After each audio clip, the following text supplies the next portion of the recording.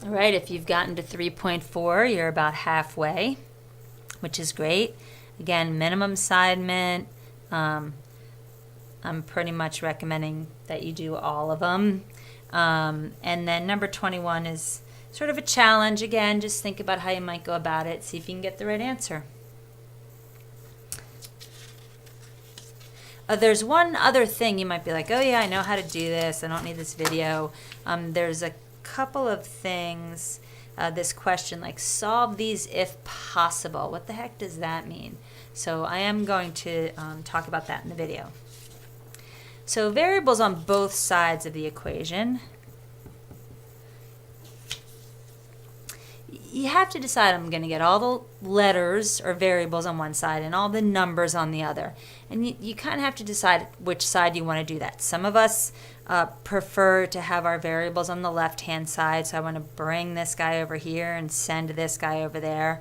I'm a little more partial to having my variable be positive.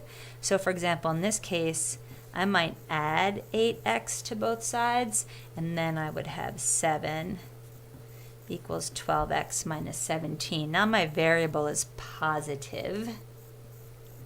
And then I would add 17 to both sides, and I would get that 12x equals 24. Nice number.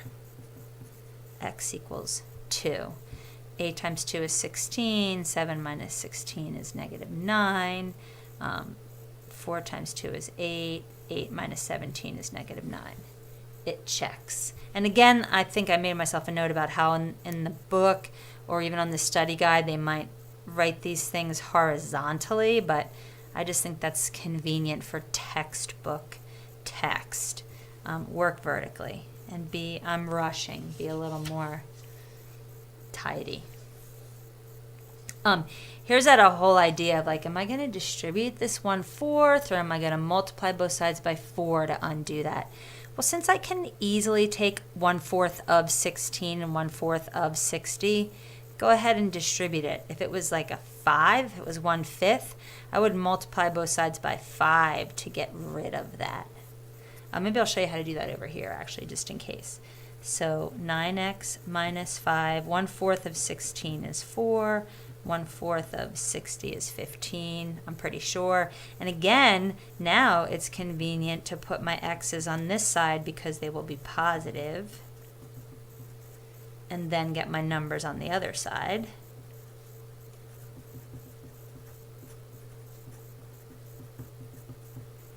And then solve. Sometimes people might do this all at the same time, subtract the 4x's and add the 5's. I'm going to leave that up to you as long as you don't make a mistake. Now my numbers are not going to come out nice here, but let's do the 1/5. So yeah, I can't, 1/5 of 16 is not a nice number. So instead, I'm going to multiply by 5, and whatever I do to that side, I have to do to this side. So this 5/1 is going to cancel that, and I would get 16x plus 60, and over here I'd have 45x. Don't forget to distribute, minus 25. So that's a nice way to undo this fraction as well. Again, because this is just a single term essentially, because it's grouped together, that this is just like an a times a b. So how could I undo that a? Just divide both sides by a, or in this case, multiply by the reciprocal. And then you guys could go ahead and solve from there. The number wouldn't come out nice, you'd just write it as a fraction. 8t plus 5 equals 6t plus 1. If you want to change these to x's, it's okay with me. What would you do? Yeah, and if you want to get rid of the numbers first, I think I've been tending to put the variables together first. That's up to you.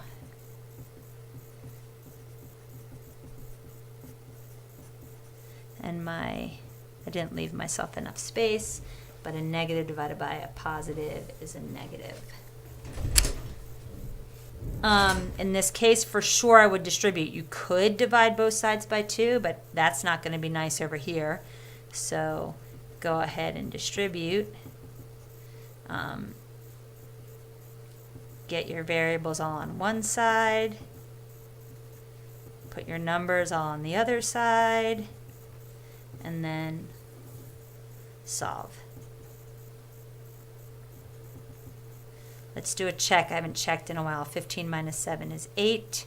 3 plus 1 is 4. 2 times 4 is 8. Check. Okay, what's this whole if possible business? So well, you could divide both sides by 3 here. Let's do it two ways. Let's distribute. 3x equals 3x plus 12. And then if you went ahead and subtracted 3x from both sides, you would get 0 equals 12. Well, that is never true. So there is no solution. In other words, this isn't possible. There isn't any single x you could ever put in here that would make this equation true. And you could almost see that 3 times a number is equal to 3 times 4 more than that number. No way, no how. So there's no solution in that case. So if you get a false result, that's never true, no solution. Here's a case where you can almost see what's going to happen here. If I distribute, I get the same thing. Again, if I subtract 10 from both sides, I get 2x equals 2x. Well, that is always true. Even if you divided both sides by 2, you'd get x equals x. So there are what we call infinite solutions. I could put anything in there and that would be true. I could put the number pi in there and it would be true. I could put the number 11/5 in there and that could be true. I could put the number 3 in there and it would be true. So infinite solutions, always true. What did I do? So I guess I thought I'd do, this is, actually I've talked before about these sort of classic linear problems. Oh, I guess I got this from the book. Has to do with buying internet from a company, and company A charges a $60 installation fee and then let's call it $43 per month. Company B doesn't charge you anything to install, but their monthly rate is more expensive. I feel like this is a little more relevant with things like a gym membership or something. They might not charge you to join the gym, but then they might charge you more per month. And it's this whole idea of when do these two options become equal? So you would want to know, so it's going to cost me $60. I'm just going to round this off. Plus $43 per month. When would that equal to? And I'm going to call that just $58 per month. And then X would be the number of months where plans are equal in terms of cost. But this whole idea of like a starting plus a rate, it was sort of like you started at mile 10 and now you're jogging 5 miles per hour. You know, that's a pretty classic linear statement situation. Again, do your best, check your answers, make note of any questions you have. If it's really bothering you, go ask someone, email me, or be patient and we'll sort it out when you get back. Halfway through.